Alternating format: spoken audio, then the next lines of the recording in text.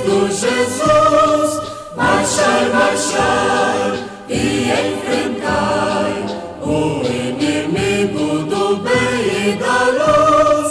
Soldados, avançai, sim, avançar, não recuar, sem temor, com valor,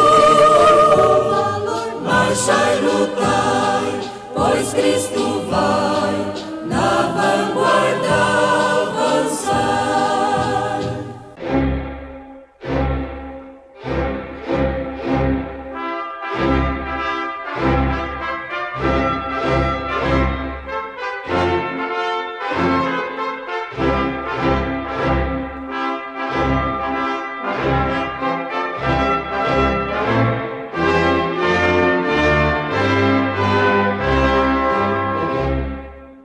Neste momento, Deus, através desta emissora, leva até você mais um programa de fé, com hinos, orações e uma palavra poderosa a seu favor.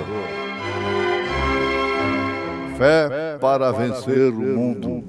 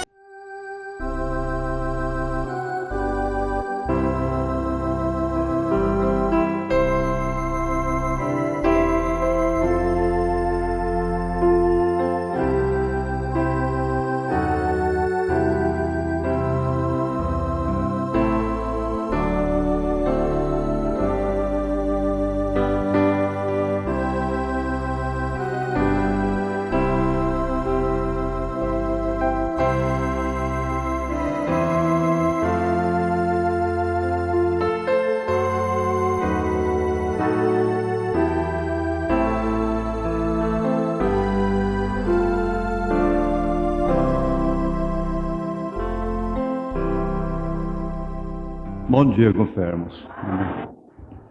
Vamos ficar de pé, vamos ler em São Mateus 17. É sobre a transfiguração. Aí eu faria uma recapitulação, se tudo der certo, sobre a restauração da árvore noiva, e a gente prossegue mais um pouquinho.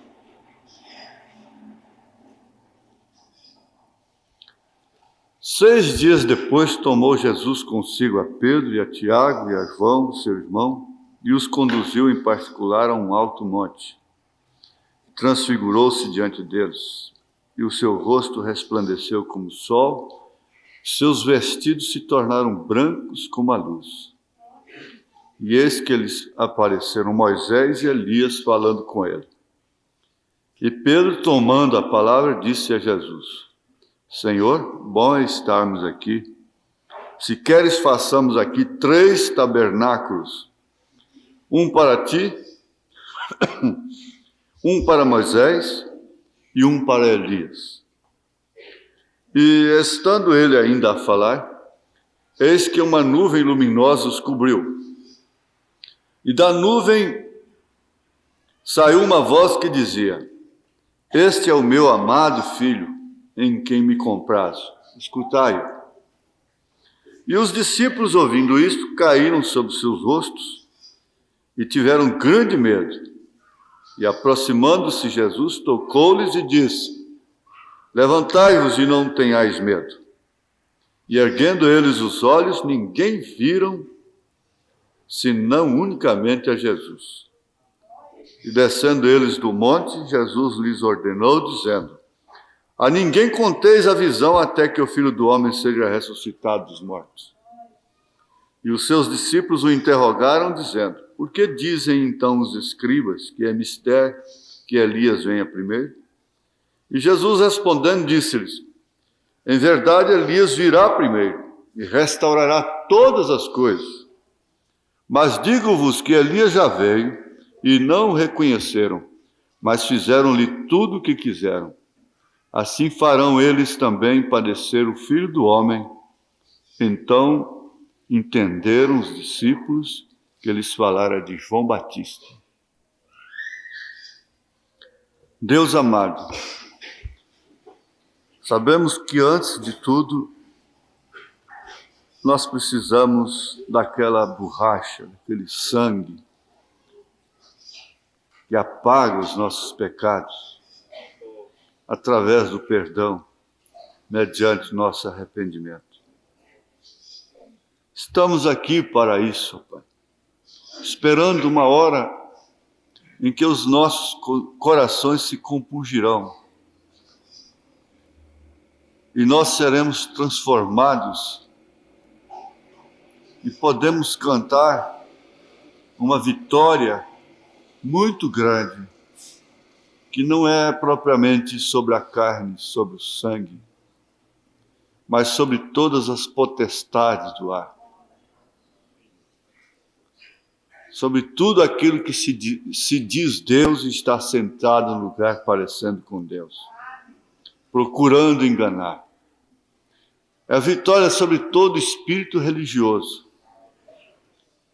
É a vitória tremenda que somente o Espírito Santo pode ser louvado por ela, porque é unicamente dele. Em nome de Jesus Cristo, ó Pai, encomendamos as nossas almas a Ti, encomendamos nossos espíritos, encomendamos, ó Deus, as crianças, os jovens e todas as famílias ao Senhor. No Teu santo nome nós Te suplicamos estas bênçãos. Fala, Senhor, de acordo com aquilo que as nossas almas precisam. Em nome de Jesus Cristo. Amém. Podeis assentar-vos.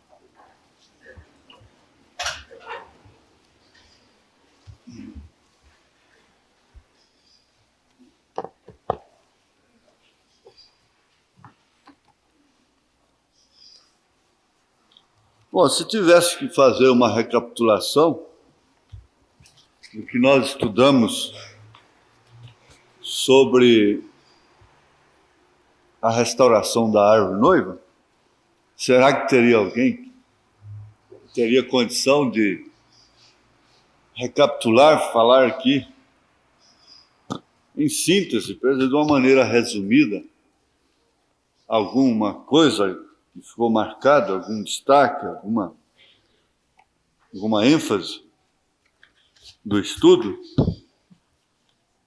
Alguém, algum obreiro, algum irmão faria isto?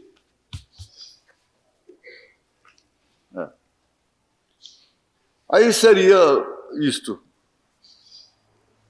que é a restauração da ideia de novo nascimento.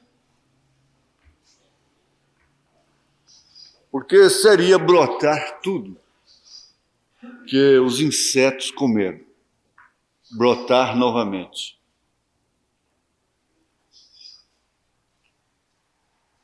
Isso fala do novo nascimento individual, é claro, e do novo nascimento coletivo. E nós estudamos isso em Efésios capítulo 4, verso 5, e aquilo em Filipenses capítulo 3, verso 20 e 21. Quer dizer, nascimento individual em Efésios 4, nascimento coletivo, Filipenses 3. Porque tem um momento que você fala como membro, como indivíduo, como pessoa distinta. Mas há momento que você tem que falar e encarar como corpo. E um corpo é uma coletividade de membros, de órgãos.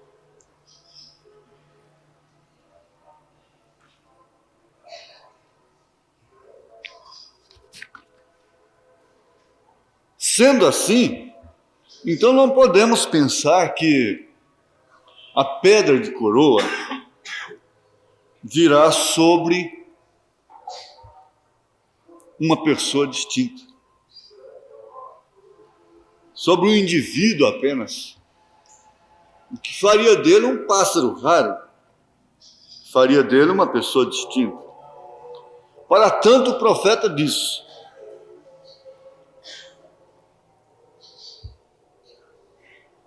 foi um homem ungido, agora é um povo ungido. Eu comparo isso, irmãos, é como se nós estivéssemos numa mesma embarcação. E o verdadeiro companheirismo significa exatamente isso, estar no mesmo barco. Agora, você entra no barco, a sua cor é negra, a sua cor é vermelha, ou é branca, ou é morena, seja o que for. Você está no mesmo barco. Você é pobre, não tem uma boa casa, não tem boas roupas, está remendado, não sabe falar um português bonito, não é inteligente, não tem ética, não tem dentes na boca, é cego, aleijado, mas está lá dentro. Está lá dentro, pronto.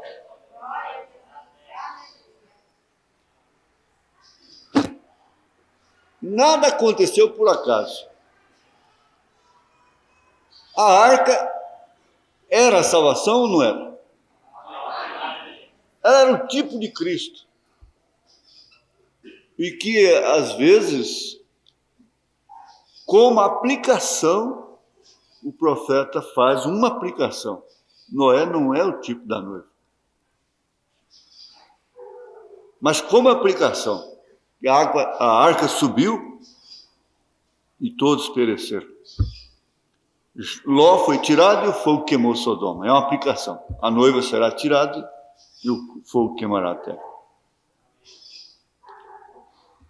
Então, dentro da arca, tinha pomba, que só come semente, símbolo do Espírito Santo. Tinha corvo, que só come carniça. Tinha ovelha, tinha lobo, tinha cobra e tinha peixe. O peixe não precisou, né? Precisou não, né? Os peixes não morriam afogados, né? Mas é isso, você já entendeu. Burro, cavalo, tudo quanto é coisa ali dentro. Foi salvo ou não foi? Do juízo que caiu sobre a terra. Até mesmo aquela semente errada estava lá dentro. Que seria posteriormente amaldiçoado pelo próprio pai, porque olhou na nudez do pai. É aquele tipo que tem a curiosidade de olhar a nudez das pessoas. A nudez não fala propriamente de roupa do corpo. Pegar as pessoas nos seus fracassos, como diz, apanhá-las na esquina. Elas fazem questão de ir lá. Foi o que Cão fez. Mas nem por isso ele deixou de ser filho de Noé, e nem por isso ele deixou de ser salvo. Ele foi salvo. Ele estava dentro da arca. Ele foi salvo da tribulação. Ele foi salvo daquele dia. E nós ficamos com 3 raças apenas. No mundo nós temos 3 raças. A gentílica, biblicamente falando, é isso. É gentil, samaritano e judeu. Cão, Sem e Jafé. Tudo partiu dali depois. Agora, se cão representa os gentios, e representa até mesmo a semente da serpente passando dentro da arca, mas eu pergunto, de onde veio a noiva? De onde Jesus tirou a noiva? Você teve um pai perverso, perdido, que nunca amou a Deus, nunca respeitou as coisas de Deus, e, no entanto, você é um eleito. Agora, nós estamos em escola. Às vezes eu quero conversar com os pregadores e dizer, não, quando se está pregando, por favor, põe tônica nessa mensagem, põe tônica, põe fervor, põe harmonia nessa mensagem. Porque um hino cantado sem harmonia é monótono, é patético, é cansativo. Uma pregação sem calor, sem harmonia, sem um fervor, é cansativa. Ela dá sono até. Então é preciso sentir essa responsabilidade. Que o povo vem para ser alimentado, precisa ser. Eles vêm para usufruir de um dom. Mesmo sendo uma palestra conversada, ela tem que ter tônico. Ela tem que ter vida. Ela tem que ter um sentido.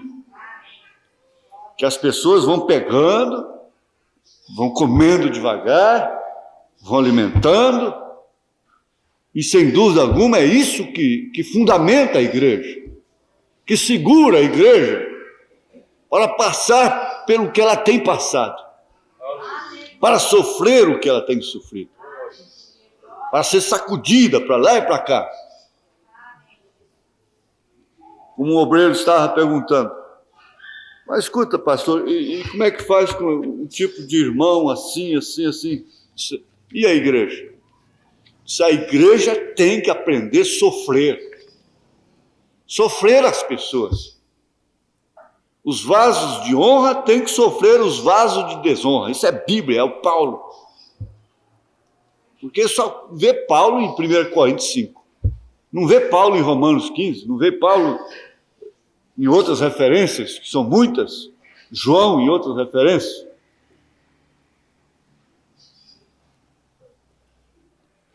Agora, foi dali que saiu, na verdade, passou dentro, estava ali tudo dentro, misturado.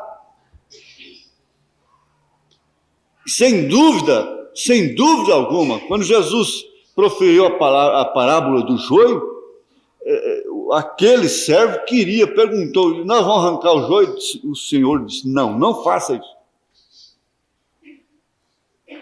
Deixa isso para a ceifa. Deixa isso para o tempo certo.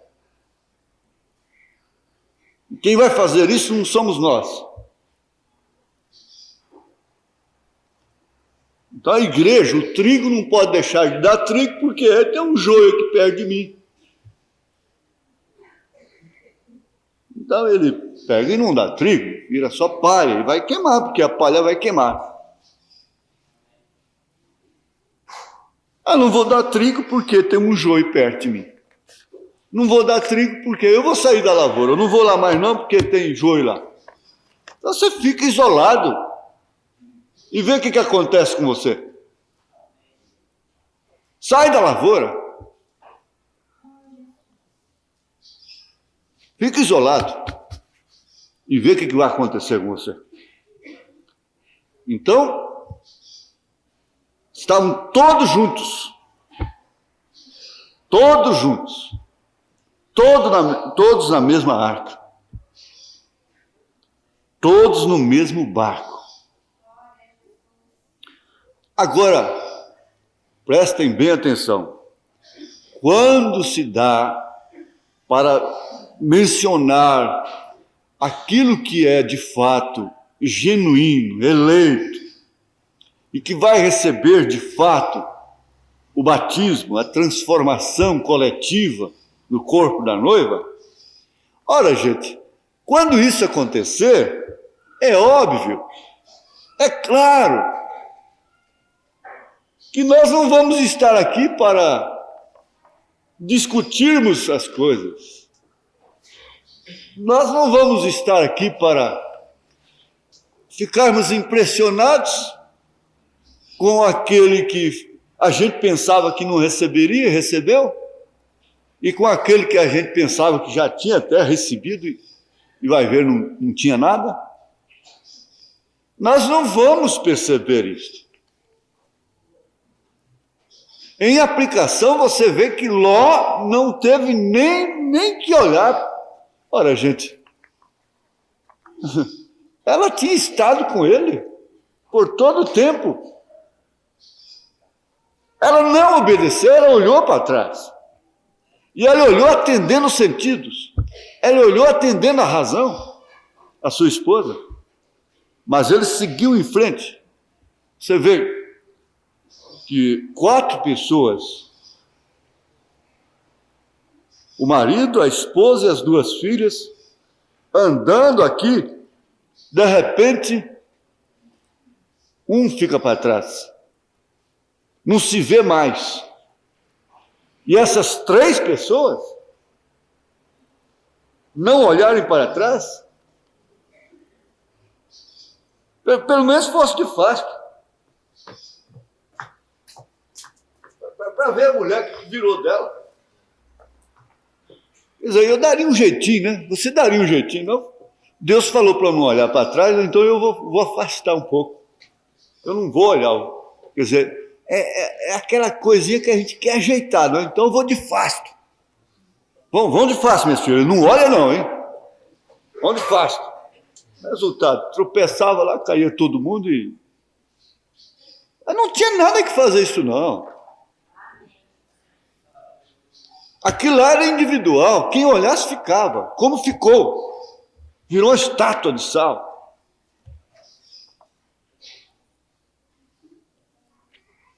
Mas nós vamos afastar, vamos. Eu não vou olhar, mas eu afasto. Vou lá de fasto. Eu volto lá para ver o que aconteceu. Aquilo lá era a coisa individual, pessoal. Não olhe para trás. Era ordem. Existe uma lei natural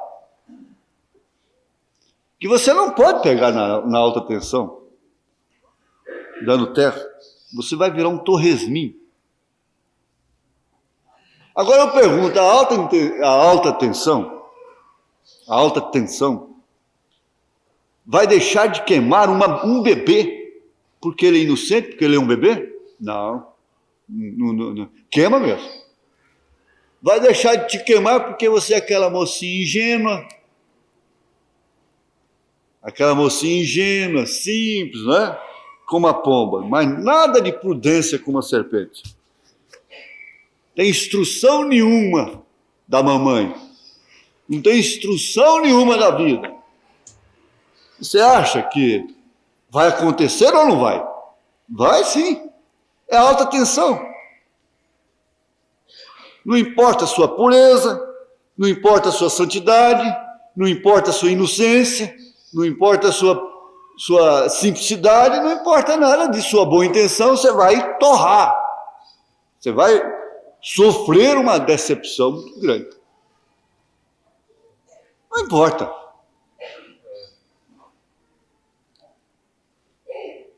A coisa ali era individual. E olhasse para trás da forma que fosse, o porquê não sei, e depois vai explicar para ela, mas por que eu pensou, já virou. Ah, mas eu pensei e peguei. Não, no choque. Quando o bebê cresce, a mamãe, não pega não. Põe esse esparadrapo na tomada, faz aquilo, faz aquilo outro. Mas um dia ele mete o dedinho lá.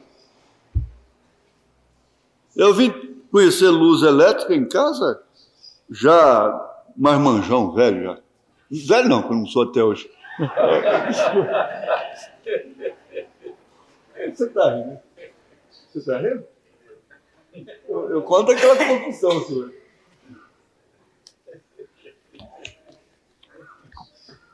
irmão Joaquim outro dia me chamou muito sério. Disse, olha, Motaco não é avô, ele é bisavô. Agora, essa semana, ele fez uma confissão para mim. Falou, não, está enganado, eu já sou tataravô. Ele começou muito cedo, mas é que já está com quase 100 anos, né? Daqui 20 e poucos anos ele completa 60, ou 60 não, é 100. Mas, lá para os 20 e tantos anos, já não lembro mais, 20 e tantos não, foi isso não, foi menos. Lá na casa da Manita, lá, no Paranaíba, ali no centro. Na mesa lá, tinha um bocal de luz lá, sem a lâmpada, pendurado lá. Naquele tempo, ia lá, distorcia, sei lá, tiraram a lâmpada e ficou só o bocal. Descascando umas laranjas lá depois do almoço, eu não sabia o que era choque. Não sabia. Peguei o canivete, estava descascando laranja, eles viraram assim, eu enfiei o canivete. Ai, meu Deus!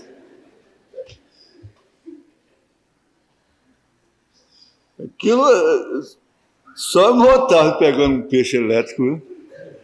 Lá no Água Limpa, né? O Joaquim riu até caiu os cabelos da cabeça, por isso que ele ficou careca. O Otávio pegou num peixe elétrico lá, caiu de costas lá. Agora você faz que o cálculo, né? Esses beltos caindo de costas, né? Mas, irmãos, foi um choque. Aí é que eu fiquei sabendo o que era choque. Você não sabe o que é choque? Um dia você vai tomar o choque para saber o que é o choque. Agora, a mãe avisa, isso, minha filha. Quer dizer, você vai ter que experimentar. Você vai ter que... É questão individual, pessoal, porque lá no dia de juízo, não adianta você chegar lá e dizer, foi a Eva, foi o Adão, foi a serpente, não adianta.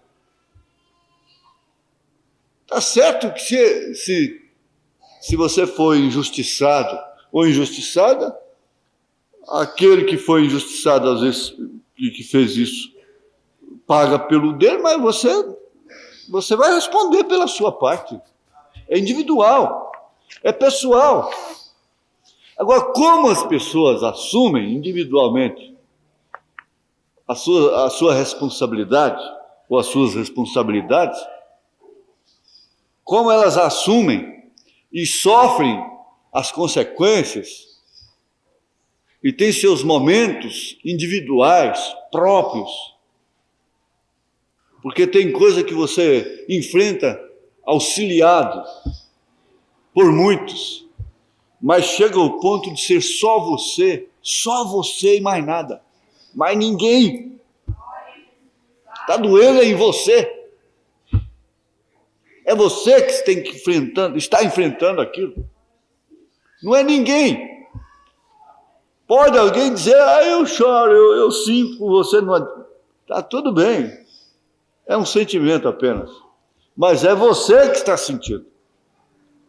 E se a coisa, em consequências, é individual, também, em resultados positivos, em resultados do poder de Deus, em resultados benéficos, vamos dizer, em consequências benéficas, também tem que ser individual. Os benefícios também são individuais. Você usufrui individualmente, pessoalmente, da saúde, do bem-estar.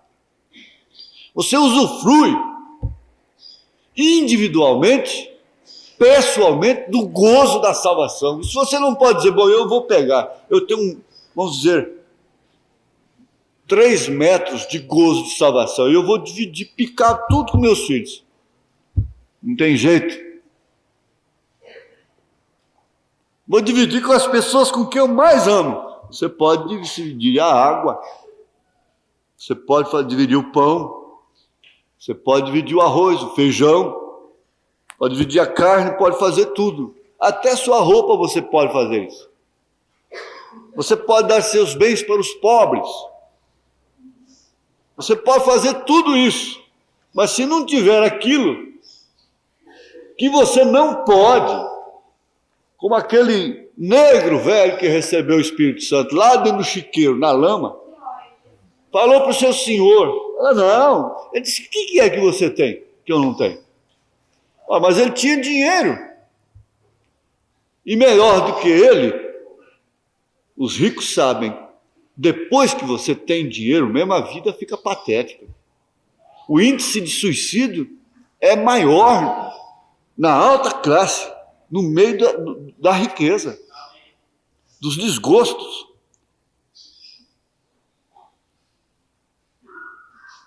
E o rico sabe que o dinheiro não é tudo que um homem precisa. Não é tudo que um homem necessita.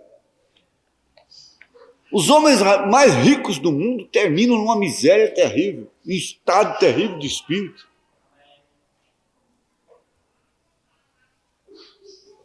Eles não são felizes. E há muitos pobres coçando a cabeça, perdendo noite de sono, e jogando em loterias e tudo para ficarem ricos. Você fique sabendo, se você ganhar 2 milhões de cruzados novos na loteria, você se torna a pessoa mais desgraçada do mundo.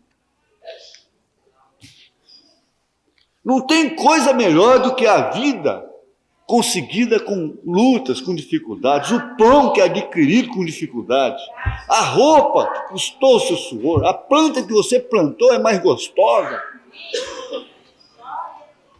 a galinha que você criou é mais gostosa, você colher os ovos no quintal é diferente, você apanhar uma verdura no quintal é diferente. Isso traduz saúde, isso é o remédio que às vezes você está pagando milhares de cruzeiros lá fora.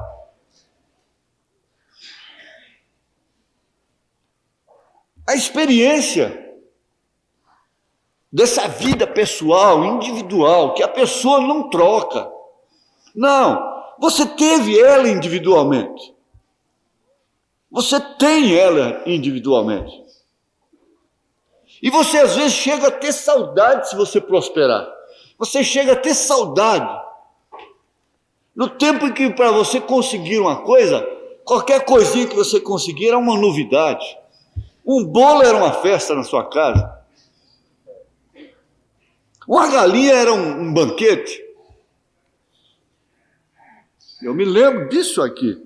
Uma galinha, uma macarronada lá em casa era uma festa muito grande. O que é isso? Vai ter macarronada, papai. Mamãe está fazendo macarronada, mamãe está fazendo macarronada. É só, eu vou comer macarronada, você não vai? Até isso. Eu lembro uma vez que minha mãe fez uma blusa para mim diferente, tinha um elástico aqui, nossa, o que é isso? Eu saí pulando para o quintal e falei, olha só, eu tenho, você não tem? Hoje você fica doendo a cabeça para escolher a roupa no guarda-roupa. O sapato, quando botava meia sola, eu fazia questão de mostrar para a namorada. É verdade ou não é? Quando eu consegui comprar a primeira bicicleta, eu fazia bicicleta de pau. Sentava lá e ficava. Sentar. Sonhava andando de bicicleta. Quando eu conseguia comprar a primeira bicicleta, meu Deus do céu. Ixi, que maravilha. Hoje, se eu não tiver o carro do ano, eu já estou insatisfeito. O meu Escort já está batendo pneu demais. Tá? E eu tenho que trocar antes que ele sofra o prejuízo, defasa, né? Aí entram as táticas comerciais, não é? E assim por diante.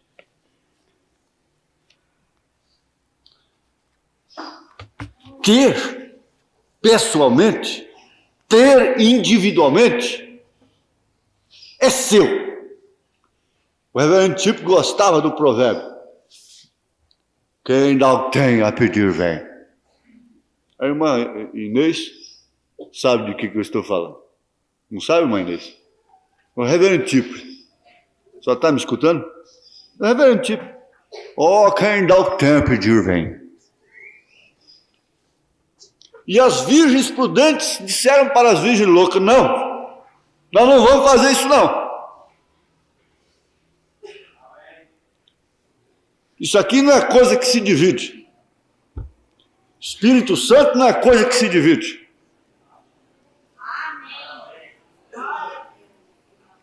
Azeite não é coisa que se divide, não. Vá comprar antes. Vá pagar o preço que nós pagamos. Vá buscar. As virgens prudentes, cada uma delas tinha. Individualmente, pessoalmente. Não, isso aqui, meu filho, isso aqui, ó, mamãe não dá, papai não dá, vovó não dá, titia não dá. Titia dá bonequinha, titia faz presentinho, titia faz vestidinho, titia faz tudo isso, mas dar o Espírito Santo não dá, não. Mamãe faz tudo, vovó faz tudo, mas não dá. Não tem jeito, é individual, é pessoal. E quem dá o tem a pedir, vem. Mas não tem jeito. Como é que você conseguiu isso? Aonde você conseguiu essas cicatrizes? Quem quer ter cicatrizes? Quem quer ser manco? Quem quer faltar uma orelha? Quem quer ter cicatrizes? Sentar com o rei todo mundo quer.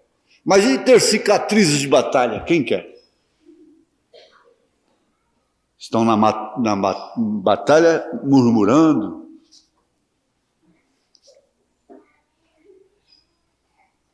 Clamando. Amaldiçoando. Não. Isso aí, na verdade, porque, olha, irmãos, como foi dito domingo passado, eu preguei aqui. Se a pessoa quer abusar da graça, isso aí é problema dela. Na verdade, o homem que não erra, ele não tem a revelação do sangue. O homem que não precisa de borracha não tem a revelação do sangue. Isso aí é doutrina. Isso é fundamento. Agora, você não vai ser aquela mulher que vai dizer assim, bom, eu vou pôr os saltos altos e mostrar para vocês que eu posso andar por essa mensagem, entrar nesse caminho, subir os 3 degraus e andar por esse caminho e ser salvo sem obedecer esse profeta. Isso aí é arrogância.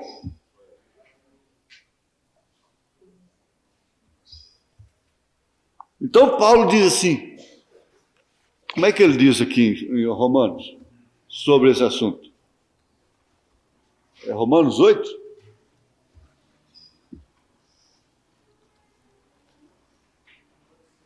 Seis, né? É 6. Que diremos, pois? Permaneceremos no pecado para que a graça abunde? Versículo 2. De modo nenhum. Nós que estamos mortos para o pecado, como viveremos ainda nele?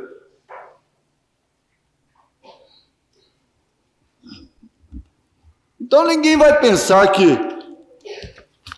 essa mensagem que oferece a graça e que estimula as pessoas a chegarem lá no fim cheio de cicatrizes, perder orelha, pé, manco, aleijado para entrar na ceia. Mas batalhando, lutando. Eu estava pensando, gente, todo mundo pode recuar. O membro pode sumir, depois aparecer novamente. Ele vai embora e volta o dia que ele quer. O diácono pode assentar a hora que ele quiser. E pensando assim, às vezes até há pastores que podem deixar de ir no encontro, porque é longe, por qualquer problema, por qualquer dificuldade, eles podem deixar de ir no encontro. Se eu posso deixar de ir no encontro, eu posso sumir aqui de uma hora para outra. Não tem satisfação dar a ninguém, que estou cansado, estou parecendo minha avó quando estava com 85 anos, né? Meu filho que está doendo, está doendo a carne aqui, está doendo o pescoço, está doendo. Quer dizer, eu vou embora, vou sumir. Eu posso fazer isso? Todo mundo pode. Até mesmo a mulher pode dizer, você quer saber de uma coisa? Eu vou embora. O homem pode dizer, eu vou embora. Eu vou embora dessa casa. Pronto, vira as costas, arruma a mala, some. Eu penso assim, mas Paulo vem dizer, eu preso do Senhor. Eu preso do Senhor. Irmãos, vamos pensar aqui um pouquinho na transfiguração. Eu acho que todos esses acontecimentos, todos esses mistérios estão relacionados com essa restauração. Eu estava pensando nessa mensagem aqui, da Bíblia, em São Mateus 17, a qual lemos aqui, e transfigurou-se diante deles, e seu rosto resplandeceu como o sol, e os seus vestidos se tornaram brancos como a luz. Interessante. Eu vi ali uma coisa muito importante. Isso aqui é muito importante. Isso aqui é uma glorificação das próprias vestes. E foi, naturalmente, individual. Isso aconteceu com o corpo de Jesus, com os vestidos de Jesus. Não aconteceu com Pedro, não aconteceu com João, nem com Tiago. Eles ficaram imbuídos com aquilo. Eles presenciaram aquilo. A ponto de Pedro gostar tanto daquele ambiente, o ambiente ficou tão gostoso, a atmosfera ficou tão celestial, que Pedro não queria descer mais, mesmo sem provar da experiência. Então é o que segura o crente em Jesus. Ele está sob aquela atmosfera, embora aquilo não tenha acontecido com ele.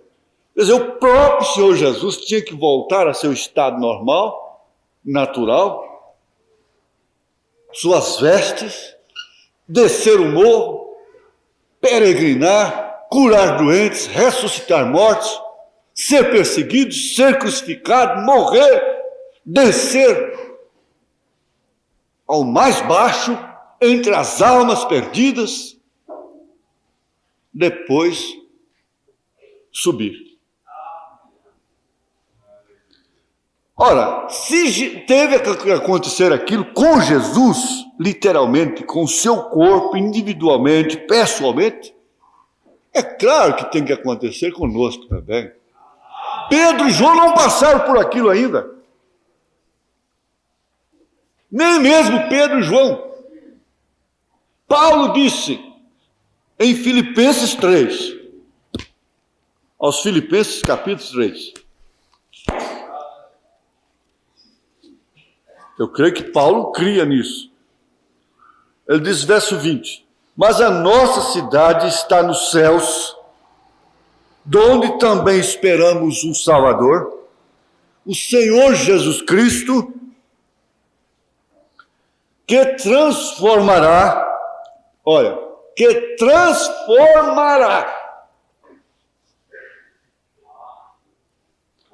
o nosso corpo abatido.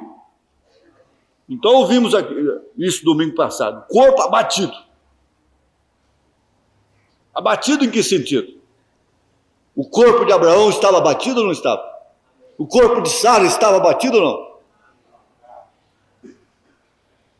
O nosso corpo abatido para ser conforme o seu corpo glorioso, segundo o seu eficaz poder de sujeitar também a si todas as coisas. Isso aí falando dessa transformação coletiva. Jesus era puro, Jesus era Deus, mas ele tinha o seu corpo terreno,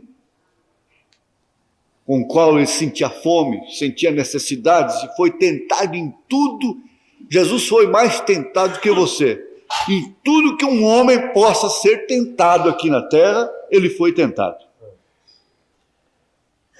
Ele tinha que ser tentado.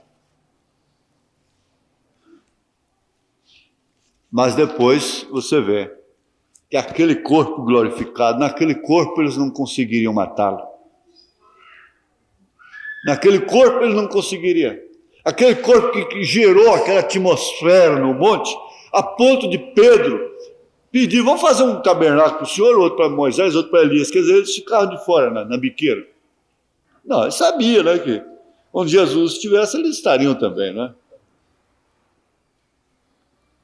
A atmosfera segura a pessoa.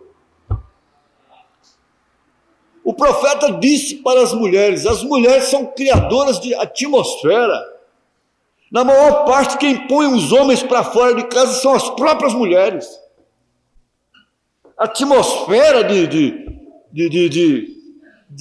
murmuração, de exigência. Você não tem que pensar noutra coisa. Você tem que pensar que você é criadora. Você cria uma atmosfera de respeito. Quando você passa ali, você entra numa repartição, num ônibus, uma atmosfera acompanha aquela mulher. A atmosfera é de respeito. Jesus criou essa atmosfera a ponto de Pedro não querer sair de perto dele. Elias tinha uma atmosfera tão gostosa que ele falava para Eliseu, fica aqui. Ele dizia, não fico. Eu vou com você. Mas eu vou para o lugar da maldição, eu vou com o senhor. Era tão gostosa a atmosfera que ele não queria de maneira alguma, mesmo desobedecia a ordem. Ele falava, fica aqui, ele dizia, não fico.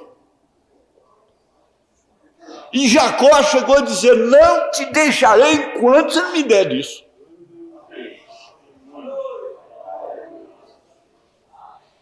Você gosta dessa atmosfera aqui? Por quê? Então por que você luta para vir aqui? É porque você tem atmosfera aqui.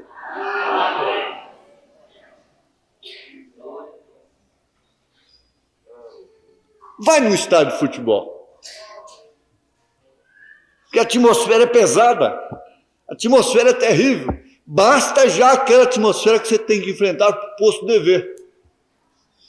Agora, você ir voluntariamente, pagar com o seu dinheiro para ficar numa atmosfera daquela, você está... Tá bom. Mas aqui em 1 Coríntios, capítulo 15, eu não estou nada no que está escrito ali, esboçado, né? Capítulo 15.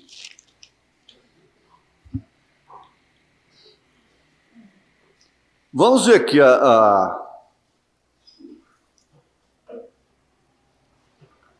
Vamos ver aqui, a partir do verso 37. Verso 37. Olha, você sabe, a palestra tem que ter muito interesse da pessoa que está ouvindo, né? Para poder pegar. A partir do verso 37. 1 Coríntios 15. E quando semeias, não semeias o corpo que há de nascer, mas o simples grão, como de trigo, ou de outra qualquer semente. Você entendeu? Tem a coisa que você planta, a muda, é muda. Transplanta, não é a muda. Está aqui, você planta ali, planta, é a muda. Você já plantou o corpo. Pequenininho, mas já é a planta. Ali não, ele está falando da semente. E você não está plantando, não é o corpo, é a semente. Então não é o corpo. Aí é onde não pode ser mal compreendido, gente. Tenha dó, tenha compreensão, não pode ser mal entendido. Há muita gente que quer fazer o corpo agora. E não é agora, irmão Haroldo. E nós vamos ficar como os profetas de Baal, apunhalando a gente mesmo, apunhalando os irmãos, apunhalando os outros. Não é. E quando semeias, não semeias o corpo que há de nascer, mas o simples grão, como de trigo ou de outra qualquer semente. Mas Deus dá-lhe o corpo como quer. E a cada semente o seu próprio corpo. Quem é você para julgar a Deus? Paulo fala isso, se você quer julgar a Deus, ele deu a semente e deu o corpo para o joio. Você vai julgar, condenar o joio? Porque Deus fez ele daquela forma?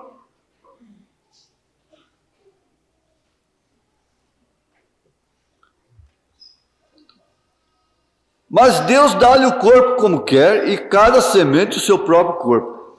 Nem toda a carne é uma mesma carne, mas uma é a carne dos homens, e outra a carne dos animais, e outra a carne dos peixes, e outras das aves. E há corpos celestes e corpos terrestres. Mas uma é a glória dos celestes, e outra a dos terrestres. A glória do terrestre é respeito, é honra, é longevidade, é ver os filhos de seus filhos, é ter seu teto, sua casa própria, é ter o pão de cada dia, não é ter riquezas, é não lhe faltar o pão de cada dia, é ter o cobertor e gozar do respeito, gozar de consideração mútua, e assim por diante. Essa é a glória do terreno. Mas a glória do celestial, você quer ter a glória do celestial no terreno? Não. Aqui está. Nem toda a carne é uma. Verso 39. É uma mesma. Mas uma é a carne dos homens, e outra a carne dos animais, e outra a carne dos peixes e das aves. E há corpos celestes e corpos terrestres. Mas uma é a glória dos celestes e outra a glória dos terrestres. Uma é a glória do sol e outra a glória da lua. A igreja é lua, ela não é sol. Ela dá luz indireta, é o sol que reflete através dela. E outra a glória das estrelas. Agora veja como Paulo foi lá, viu? Porque uma é a estrela, uma estrela difere em glória de outra estrela. Assim também a ressurreição dos mortos. Assim também a ressurreição dos mortos.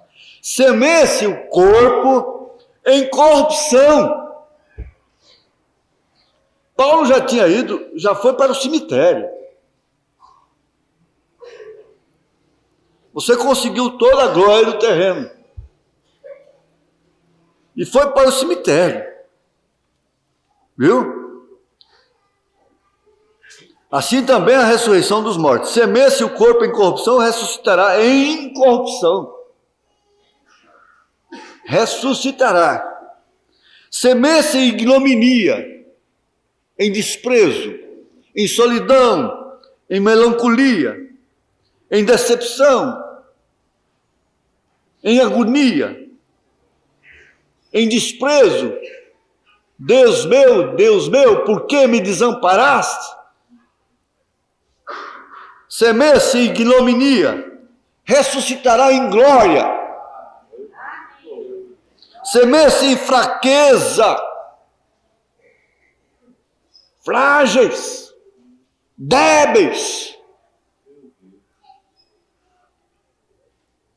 Essa é a condição do que vai individualmente para o cemitério.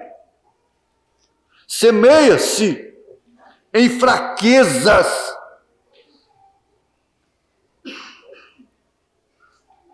Ou em fraqueza, ressuscitará com vigor. Semeia-se corpo animal, ressuscitará corpo espiritual.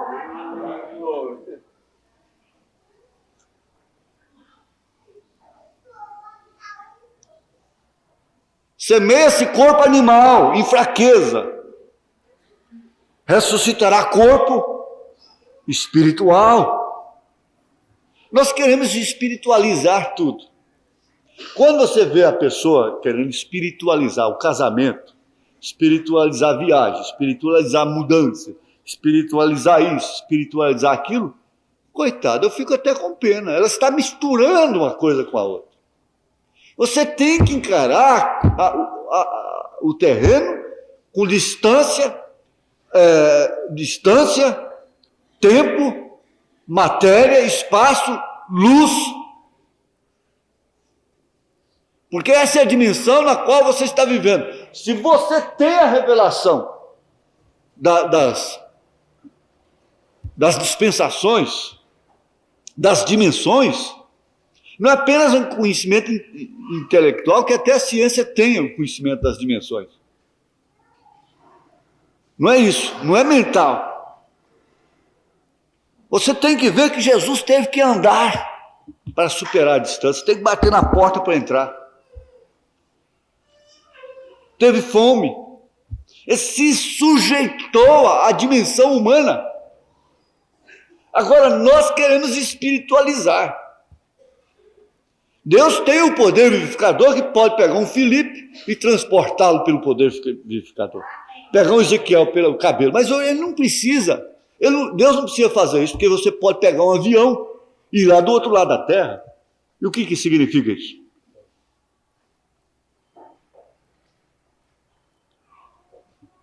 A dimensão, elas estão aí. A televisão, o que é?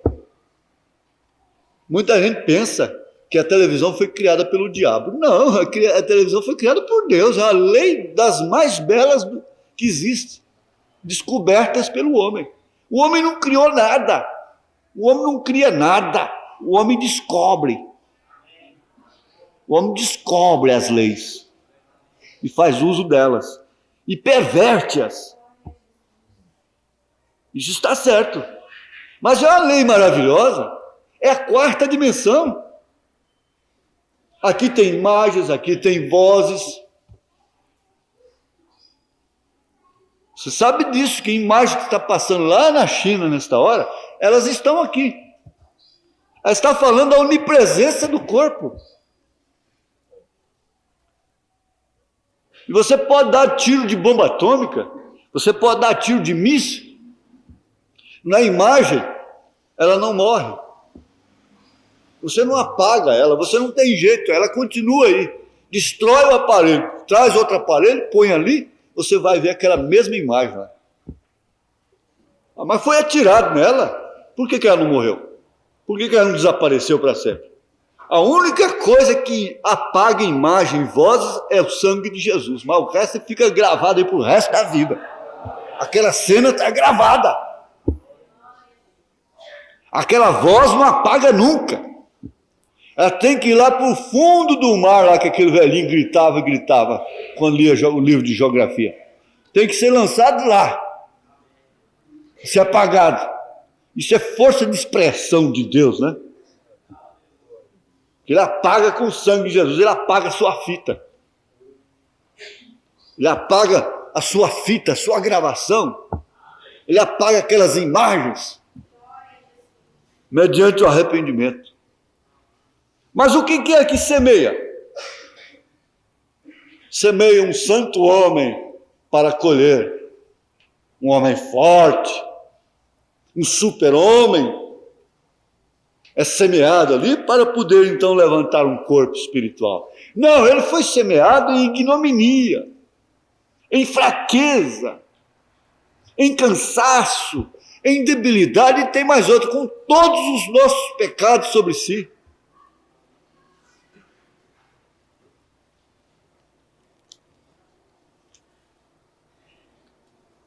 assim está também escrito, verso 45. O primeiro homem, Adão, foi feito em alma vivente. O último Adão em espírito vivificante. Mas não é primeiro o espiritual. Não é primeiro o espiritual. Senão o animal. O animal é primeiro. Depois o espiritual. O primeiro homem da terra é terreno. O segundo homem, o Senhor, é do céu. Sob a atmosfera de qual você está vivendo? Sob a influência de qual você está vivendo? Pedro, João, Tiago não foram transfigurados ainda. Eles não foram transformados ainda. Eles não foram glorificados ainda.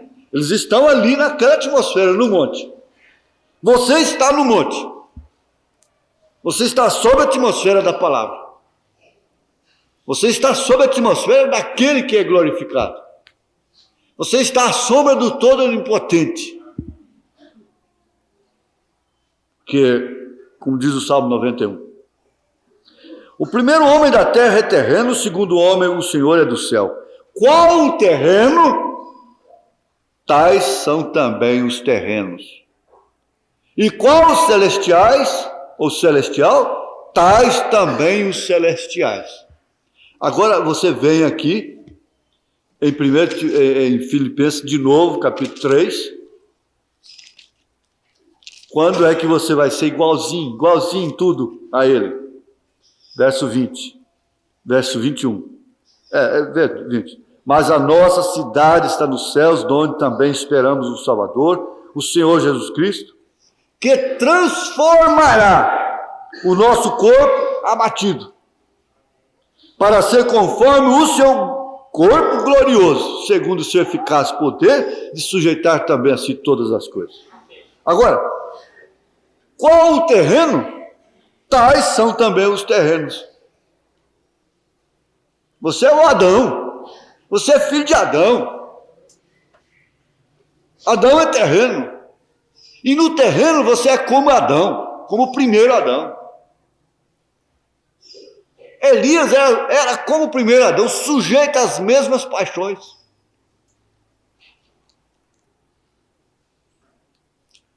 Mas você vai e volta. Em qual atmosfera eu estou? Eu estou sob a atmosfera do glorificado. Mas sabendo que você é terreno. Que seu irmão também é terreno. Sua irmã também é terrena. E qual o terreno? Porque isso, porque aquilo. Eva era muito mais pura do que você. E Eva não estava cercada de muitos homens por todos os lados.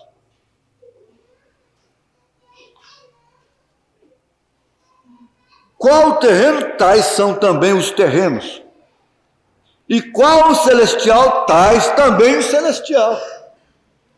Quando é que será celestial? O Pedro transfigurou? Não. Esteve sob a atmosfera da transfiguração? Sim. O Pedro esteve lá. Depois disso, ele errou, ele negou o próprio Senhor Jesus Cristo. Ele continuou sendo aquele varão, homem, o qual o celestial, tais também os celestiais. E assim como trouxemos a imagem do terreno, assim traremos. Aí eu tenho que coordenar, sempre com Filipenses 3, você não pode fugir daí. E depois você pega 1 Tessalonicenses 4, verso 13 em diante, né? E aí você vai ampliando e vendo as referências aí. Você pega Hebreus 13, 14 e assim vai indo. Que transformará o nosso corpo abatido para ser conforme o seu corpo glorioso. Para ser conforme, igual. Conforme quer dizer igual. E assim como trouxemos a imagem do terreno, assim traremos quando o nosso corpo abatido for transformado. Nós teremos a imagem dele. Seremos como ele. Então não dependeremos de um telefone para falar com um irmão que está lá na China. Não dependemos de um avião para ir lá. Se o irmão Benedito está morando lá do outro lado da terra, Então eu falo, bom, eu preciso estar como um Benedito. Eu falo, aí vem a onipresença, onipotência, onisciência. Por que eles, você vai entender, eles não conseguirão de forma alguma sangrar esse corpo. Eles não conseguirão de forma alguma alvejar esse corpo. Porque ele é glorificado, ele é celestial, e sobretudo glorificado. E assim como trouxemos a imagem do terreno, os pareceres, a formação, os caracteres, a imagem quer dizer isso, os caracteres, as características, as dependências, os poderes, a força, a fraqueza limitada, a força limitada do terreno, nós trouxemos, herdamos, trazemos de nascimento de Adão, então também traremos. Assim que nascemos no mundo, no corpo terreno, que a semente foi plantada e brota e nasce, nós nascemos com a imagem do terreno. E assim que nascemos em Cristo, nós trazemos a imagem de Cristo, as características de Cristo, os caracteres de Cristo, a força, o mesmo corpo, quer dizer, segundo o seu eficaz poder de sujeitar também a si todas as coisas. Todas as coisas. Agora não adianta você querer sujeitar todas as coisas. E agora digo isto, no verso 50, irmãos, que a carne e o sangue não podem herdar o reino de Deus, nem a corrupção herda a incorrupção. Não é pensamento meu, não sou eu que estou falando. Se alguém quer entrar em choque, entre em choque com Deus, então, com as Escrituras. Se você quer dizer mais, porém, diga para ele. E agora eu digo isto, irmãos, que a carne e o sangue não podem herdar o reino de Deus. Por quê? Porque ela é terrena.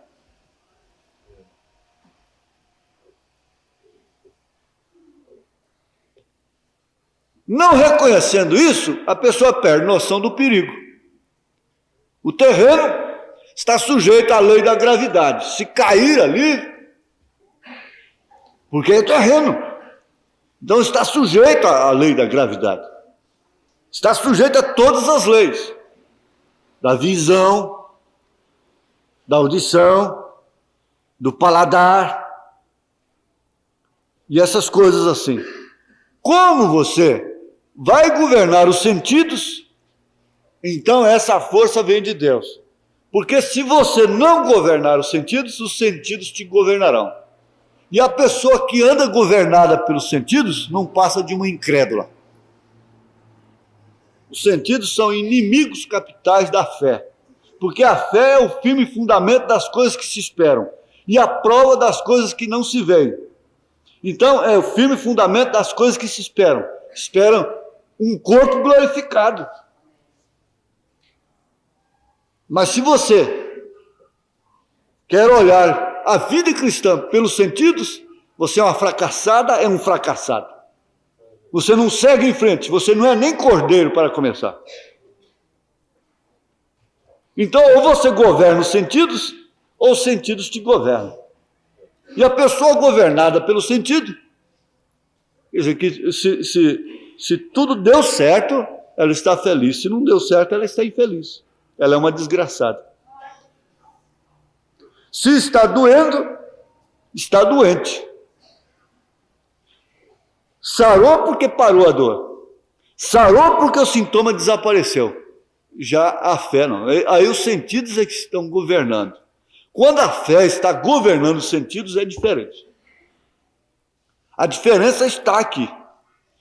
Sendo que o indivíduo, herdando a imagem do terreno, vive sob as circunstâncias do terreno, sujeito às mesmas paixões do terreno, mas ele tem uma fé a qual ele governa, através da qual ele governa os sentidos.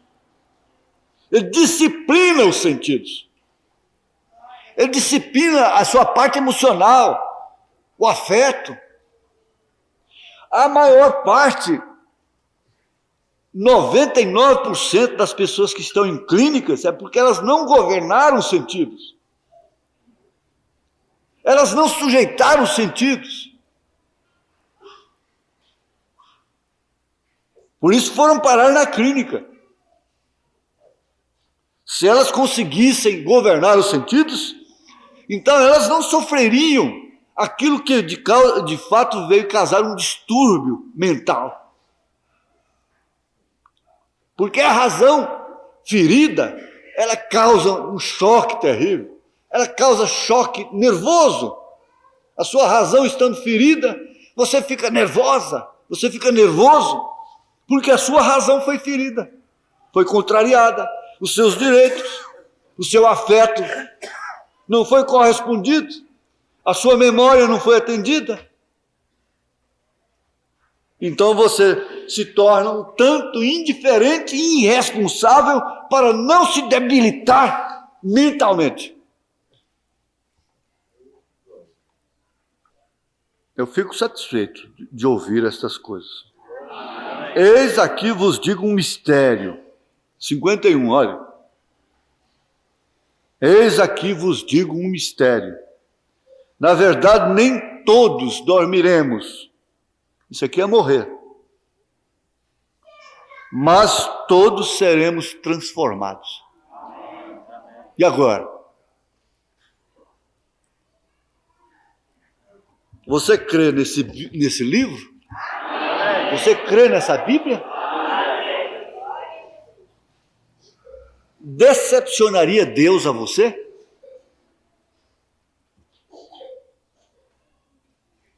Negaria Deus a sua própria palavra?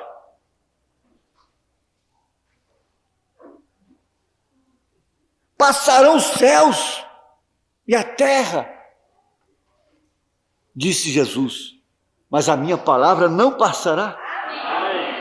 Então, estabeleça um ponto no qual você deve vir, voltar quando você der uma volta por lá. Você corre aqui, depressa. Eles dizem que o tiu corre da cobra. Ele vai correndo. Mas até ele chegar perto de uma determinada raiz. Quando ele chega perto daquela raiz, então ele para. Para, e agora ele tem um rabo muito comprido, parece o chamado rabo tatu que minha mãe usava. Então ele vai nela de rabo. E quando ela fere, consegue injetar o veneno nele, corre e dá uma mordida naquela raiz. E aquela raiz naturalmente faz um efeito instantâneo, que neutraliza o veneno da cobra. E nós estamos exatamente aqui para isso. Enquanto você não chegou na raiz de Jessé, que é Jesus Cristo, corra do diabo, corra dele. A hora que você chegar perto, então você não pode ficar correndo toda a vida.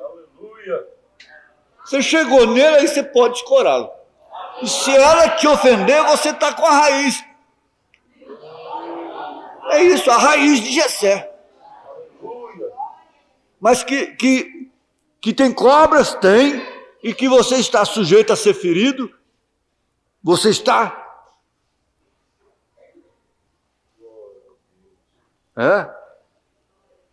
Eis aqui vos digo um mistério. Um mistério é um mistério até enquanto ele não é revelado. Mas Paulo não ficou fazendo mistério do mistério, não. Isso aqui está guardado aqui debaixo do meu braço. É só para o meu grupo. Eu tenho uma mensagem do irmão Branham lá que ele disse isso, isso e aquilo. Isso é falso. Isso é bobagem, isso é criancice. Isso é besteira.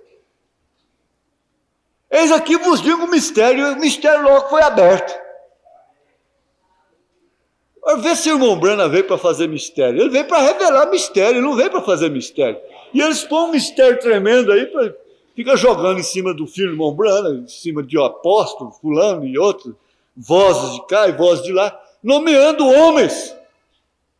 Ora, mas nos dias do sétimo anjo se cumprirá o mistério de Deus, todo o mistério de Deus. Agora o irmão Brana veio para fazer mistério, ele veio para revelar o mistério. Amém. E ele levou ao fim tudo quanto ele empreendeu, porque ele era justo. O justo, em tudo quanto ele empreende, ele leva ao fim.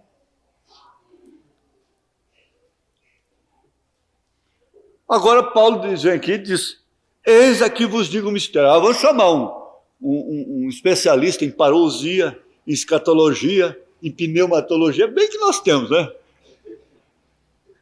Está sentado ali escondido. Né? Vamos chamar para poder revelar esse mistério para nós. O Paulo disse na maior simplicidade, na maior naturalidade, ele disse, ele revelou qual é o mistério. Que mistério é esse, Paulo? O apóstolo Paulo, se você ressuscitasse e voltasse para revelar isso para nós, hein? Cruzar o caminho de novo. O Paulo disse, não, está aqui, ó. O mistério é esse. Na verdade, nem todos dormiremos, mas todos seremos transformados. Quando? Quando? Como? E quando? Num momento, num abrir e fechar de olhos. Fecha os seus olhos e abre, depressa mesmo. Num abrir e fechar de olhos. Ante a última trombeta, quer dizer, diante da mensagem, a última era, a última trombeta foi tocada. O que se espera agora? Está certo. O profeta diz, você está construindo um templo? Continua, termina lá, põe os tijolos. Você tem que fazer uma casa? Ele disse, se eu soubesse que ele viria amanhã, à noite, eu estaria aqui de manhã pregando. Não cruza os braços, não. Plante suas batatas, mas não se enrole na rama dela. Tá bem? Mas é no momento, no abrir e fechar de olhos, ante o quê? Ante a última trombeta. Mediante o toque da última trombeta. Porque a trombeta soará e os mortos ressuscitarão incorruptíveis. Isso é uma sequência de fatos complementando esse ministério.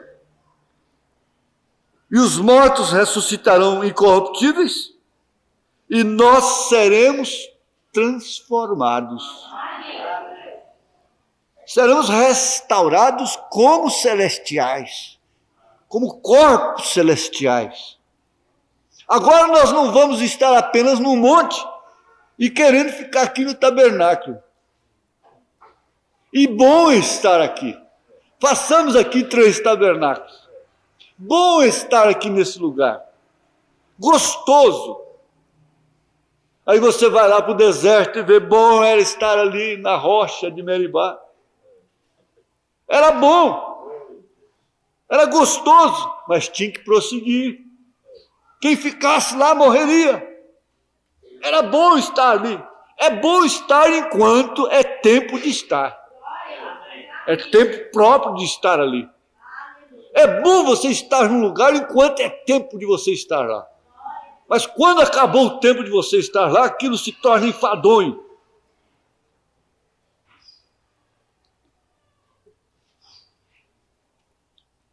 Se torna enfadonho.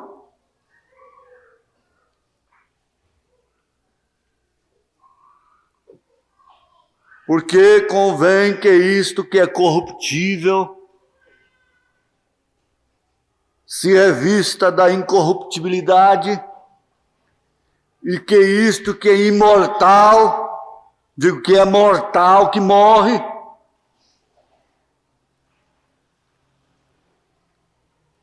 Na hora de você usufruir de uma coisa, você vê que está chegando ao seu fim. Na hora de você usufruir de qualquer coisa que você faz aqui na terra, você percebe que está chegando ao fim.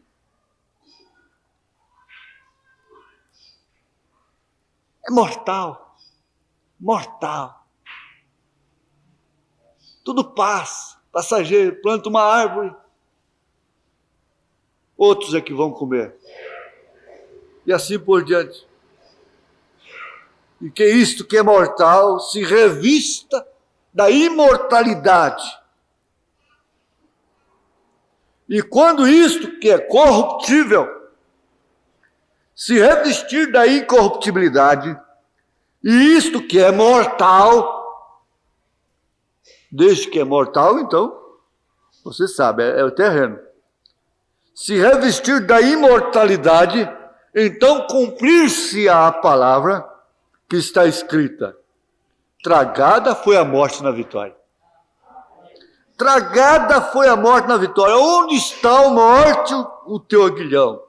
Onde está o inferno, a tua vitória?